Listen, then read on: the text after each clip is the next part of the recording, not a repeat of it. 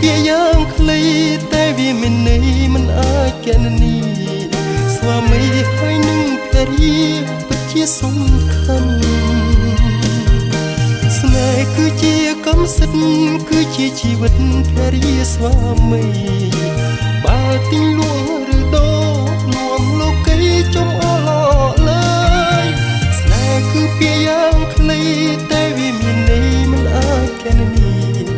ស្វាមីហើយនឹងភរិយាពិតជាសំខាន់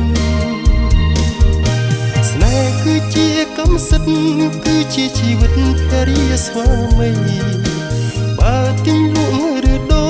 នាំលោកីចំអឡលើវិថីស្វាមីភរិយាគឺជាមេគាសួនសួឧត្តមជីវិតសុខសាន្តសុខដុម